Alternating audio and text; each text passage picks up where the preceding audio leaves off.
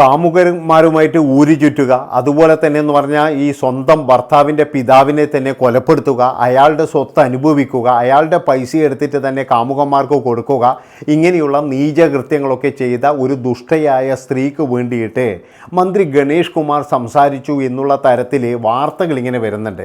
ഒരുപാട് ഓൺലൈൻ ചാനലുകളും അതുപോലെ തന്നെ നമ്മുടെ മുഖ്യധാരാ മാധ്യമങ്ങളൊക്കെ എന്ന് പറഞ്ഞാൽ ഈ വിഷയങ്ങളൊക്കെ ചർച്ച ചെയ്യുന്നുണ്ട് എന്നുള്ളതാണ്.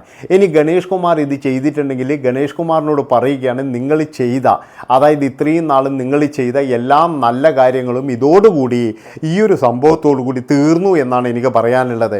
അതായത് നിങ്ങളിലുണ്ടാകുന്ന വിശ്വാസങ്ങളും അതുപോലെ തന്നെ ഒരുപാട് പേർക്ക് ഈ ഗണേഷ് കുമാർ എന്ന് പറയുന്ന ഒരു മന്ത്രി ഇഷ്ടമായിരുന്നു.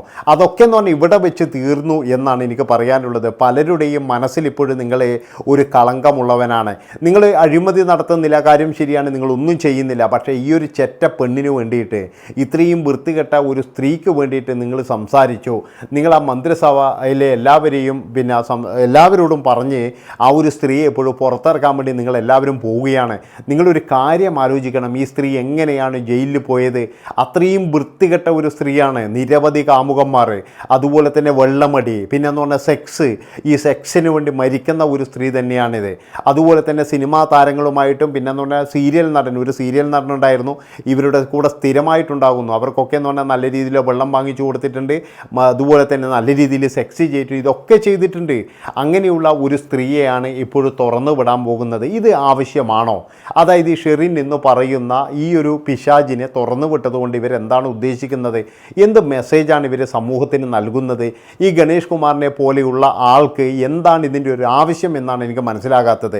ന്യായങ്ങൾ പലതുണ്ടാകാം. അതായത് ജീവപര്യന്തം എന്ന് പറഞ്ഞു കഴിഞ്ഞാൽ 12 വർഷമാണ്, 14 വർഷമാണ് എന്നൊക്കെ ഉണ്ടാകാം.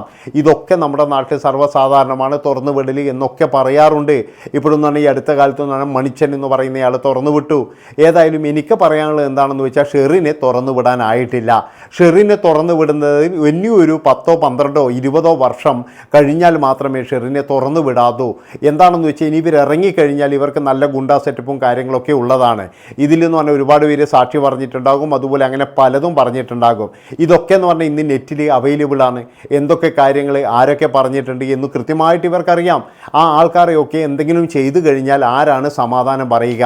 ഇവരുടെ ഇപ്പോഴത്തെ ഈ ഒരു സാമ്പത്തിക സ്ഥിതിയും അതുപോലെ തന്നെ ബന്ധങ്ങളും ഉപയോഗിച്ച് ഇവർക്ക് പലരെയും പല രീതിയിലും ഉപദ്രവിക്കാൻ കഴിയുമെന്നാണ് എനിക്ക് തോന്നിയിട്ടുള്ളത്. നല്ല രീതിയിൽ ഉപദ്രവിക്കാൻ കഴിയും. ചിലപ്പോഴെന്ന് പറഞ്ഞാൽ ഇവർ അതിനു വേണ്ടിയിട്ട് പൈസ വാരിയെറിയും. അപ്പോഴൊക്കെ എന്ന് പറഞ്ഞു കഴിഞ്ഞാൽ ഈ സാക്ഷി പറഞ്ഞവനും അതുപോലെ തന്നെ എന്ന് പറഞ്ഞാൽ ഇത് പോലീസിനോട് പലതും സംസാരിച്ചവനും പിന്നെ ഇതിനെപ്പറ്റി വാർത്ത നൽകിയ കുറേ ആൾക്കാരും ഇവരൊക്കെ എന്ന് പറഞ്ഞാൽ ഭീഷണി തന്നെയാണ്. ഏത് സമയത്താണ് ഇനി ഇവർക്കെതിരെ ഒരു വണ്ടി പാഞ്ഞെടുക്കുക, ഇല്ലെങ്കിൽ ഏത് സമയത്താണ് ഇവർ സൈക്കിളിൽ പോകുമ്പോൾ ഇതുപോലെ മുട്ടിക്കൊലപ്പെടുത്തുക എന്നൊന്നും നമുക്ക് പറയാൻ കഴിയില്ല.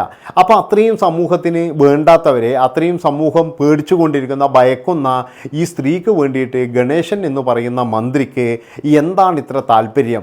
ഗണേശൻ മന്ത്രിയെ മാത്രമല്ല ഞാൻ പറയുന്നത്, അവരെല്ലാവരും കൂടി തീരുമാനം എടുത്തിട്ടുണ്ടെങ്കിൽ ആ മന്ത്രിസഭയിൽ എല്ലാവരോടും എനിക്ക് ഒരേ ചോദ്യം മാത്രമേ ചോദിക്കാനുള്ളൂ.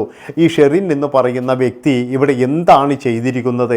അതായത് നമ്മുടെ നാടിന് വേണ്ടിയിട്ട് വല്ലതും ചെയ്ത ഒരു വ്യക്തിയാണോ? തീർച്ചെന്ന് പറഞ്ഞു കഴിഞ്ഞാൽ ഒരു മനുഷ്യനെ, ഒരു 60-63 വയസ്സുള്ള ആ കാരണവർ എന്ന് പറയുന്ന മനുഷ്യനെ തൻ്റെ കൂട്ടാളികളായ കാമുകന്മാരെ ഉപയോഗിച്ചുകൊണ്ട്, അതായത് അന്നത്തെ ദിവസം പോലും തൻ്റെ കാമുകനെയും കൊണ്ട് റൂമിൽ കയറിയിട്ട് എല്ലാം കഴിഞ്ഞതിന് ശേഷമാണ് കാരണവരെ കൊലപ്പെടുത്തിയതിന് ശേഷം എന്ന് പറഞ്ഞാൽ ഇതൊരു മോഷണമാണ്, മോഷണ ശ്രമമാണ് എന്നൊക്കെ വരുത്തി തീർക്കാൻ വേണ്ടിയിട്ട് ഒരുപാട് കളികൾ കളിച്ചതും ഈ ഷെറിൻ്റെ നേതൃത്വത്തിൽ തന്നെയാണ്. ഇങ്ങനെ ഇത്രയും വൃത്തികെട്ട ഒരു സ്ത്രീയെ, അതായത് സ്വന്തം ഭർത്താവിൻ്റെ അച്ഛനെ ഇത്രയും ക്രൂരമായി കൊലപ്പെടുത്തിയ ഈ സ്ത്രീയെ രക്ഷിക്കാൻ വേണ്ടിയിട്ടാണ് നമ്മളെല്ലാവരും എന്ന് പറഞ്ഞാൽ അങ്ങോട്ട് അയച്ചിരിക്കുന്ന ഈ മന്ത്രിമാർ അവരെല്ലാവരും ഇന്നലെ യോഗം ചേർന്ന് അടിയന്തരമായിട്ട് എത്രയും പെട്ടെന്ന് ഇവളെ രക്ഷപ്പെടുത്തണം എന്നുള്ള തരത്തിൽ നാണവും മാനവും ഉളുപ്പും ഉണ്ടെങ്കിൽ ഇങ്ങനെ ചെയ്യുമെന്ന് എനിക്ക് തോന്നുന്നില്ല. അതായത് ഇവരുടെ കുടുംബത്തിലെ ആർക്കെങ്കിലുമാണ് ഇങ്ങനെ സംഭവിച്ചതെങ്കിൽ ഇവരാരെങ്കിലും ഇതിനെ മുന്നിട്ടിറങ്ങോ? ഇപ്പോഴീ കാരണവർ എന്ന് പറയുന്നയാളുടെ കുടുംബത്തിൻ്റെ അവസ്ഥ എന്താണ്? ഈ സ്ത്രീ ഇങ്ങനെ വെളിയിലിറങ്ങി നടക്കുമ്പോൾ ഈ കാരണവർ ആ ഒരു വധത്തിൽ ഒരുപാട് ബന്ധുക്കൾ ഇവൾക്കെതിരെ പറഞ്ഞിട്ടുണ്ട്. ആ ബന്ധുക്കളുടെ ജീവന് ഭീഷണിയല്ലേ? ആ ബന്ധുക്കളുടെ ജീവനെല്ലാം ചിലപ്പോൾ എന്ന് പറഞ്ഞു കഴിഞ്ഞാൽ ചിലപ്പോൾ പോകാനുള്ള ചാൻസൊക്കെ ഉണ്ട്. ഇവളിനി എന്തെങ്കിലും പോയിട്ട് ഇപ്പോഴും നമ്മുടെ ഈ കൂടത്തായി ജോലി ചെയ്തതുപോലെ വല്ലതും ചെയ്യുമോ എന്നുള്ള ഭയവും എല്ലാവർക്കും ഉണ്ട് എന്നുള്ളതാണ്. നമുക്ക് വിശ്വസിക്കാൻ കഴിയില്ലല്ലോ. ഇവളെങ്ങാനും വന്നിട്ട് വല്ലതും ചെയ്തു പോയി കഴിഞ്ഞാൽ നമ്മൾ ആരെയാണ് നമ്മൾ സംശയിക്കുക? ഒരിക്കലും നമുക്ക് ഇവളെ വിശ്വസിക്കാൻ കഴിയില്ല. അതുകൊണ്ടാണ് ഞാൻ ഇപ്പോഴും ചോദിക്കുന്നത്, ഇവളിവിടെ പ്രധാനപ്പെട്ട പങ്കെന്തെങ്കിലും വഹിക്കുന്നുണ്ടോ? ഈ പിന്നെ ഷെറിൻ എന്ന് പറയുന്ന വ്യക്തിയാണോ ഇവിടെ കേരളം ഭരിക്കുന്നത്? അതുപോലെ കേരളത്തിന് ഒഴിച്ചുകൂടാൻ പറ്റാത്ത ഘടകം എന്തെങ്കിലും ആണോ? എന്താണെന്ന് വെച്ച് കഴിഞ്ഞാൽ നമുക്കറിയാലോ, ഇപ്പം ബഷീറിനെ പിന്നെ വണ്ടി ഇടിച്ച് കൊന്ന ഒരുത്തനുണ്ടായിരുന്നു. അവനിപ്പോഴെന്ന് പറഞ്ഞാൽ വീണ്ടും സർവീസിൽ കയറി. അങ്ങനെയുള്ള വിരോധാഭാസങ്ങൾ ഒരുപാട് നടക്കുന്ന ഒരു മണ്ണാണ് നമ്മുടെ കേരള മണ്ണ്. ഈ കേരളത്തിൽ മാത്രമേ ഇതുപോലുള്ള സംഭവങ്ങളൊക്കെ നടക്കുന്നേ ഞാൻ പറയുള്ളൂ. അതായത് ഏതെങ്കിലും ഇപ്പോൾ തന്നെ എന്ന് പറഞ്ഞാൽ ഈ ഷെറിൻ്റെ അവസ്ഥ വേറെ ഏതെങ്കിലും ഒരു സംസ്ഥാനത്താണെങ്കിൽ ഒരിക്കലും ഷെറിൻ ഇറങ്ങത്തില്ല.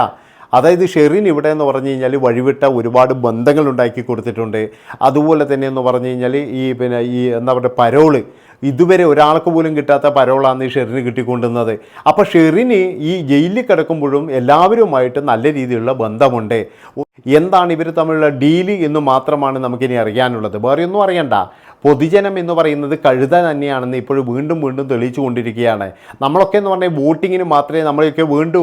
അത് കഴിഞ്ഞാൽ ഇവർക്കൊക്കെ എന്ന് പറഞ്ഞു കഴിഞ്ഞാൽ ഇതുപോലെയുള്ള ഒരുപാട് എന്താ പറയേണ്ടത് സ്ത്രീകളുണ്ട്.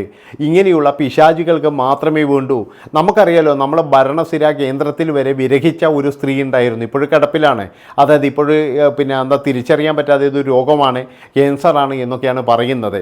അപ്പോൾ ആ സ്ത്രീ എന്ന് പറഞ്ഞു കഴിഞ്ഞാൽ നമ്മൾ എല്ലാ സ്ഥലങ്ങളിലും കയറിയിട്ടുണ്ട്. ആ സ്ത്രീ എന്ന് പറഞ്ഞാൽ എല്ലാവരും എന്ന് പറഞ്ഞു കഴിഞ്ഞാൽ ഇപ്പോൾ ഈ പൂമാലയിട്ട് സ്വീകരിച്ചിട്ടുണ്ട് എന്നാണ് പറയുന്നത്. അപ്പോൾ അങ്ങനെയൊക്കെ നമ്മൾ ഒരുപാട് കാര്യങ്ങളൊക്കെ കണ്ടതാണ്.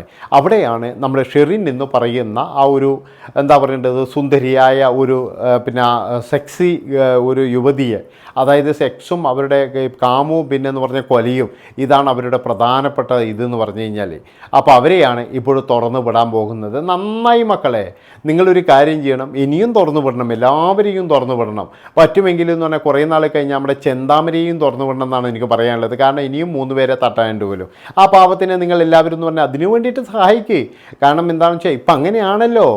ചെറുക്കൻ അധ്യാപകനോട് പറയുകയാണ്, ഞാൻ നിന്നെ തട്ടും, ഞാൻ പുറത്തിറങ്ങിയാൽ അവനെ. എന്നിട്ട് നമ്മളെന്താണ് പറയുന്നത്, നിങ്ങളെല്ലാവരും ചേർത്ത് നിർത്തണം അവനെ എന്നുള്ള തരത്തിലാണ് എല്ലാവരും സംസാരിച്ചത് എന്നുള്ളതാണ്. ഇതാണ് നമ്മുടെ നാട്ടിൽ നടക്കുന്ന ഒരു സംഭവം എന്ന് പറഞ്ഞു കഴിഞ്ഞാൽ ശരിക്കും പുച്ഛമാണ് തോന്നുന്നത്.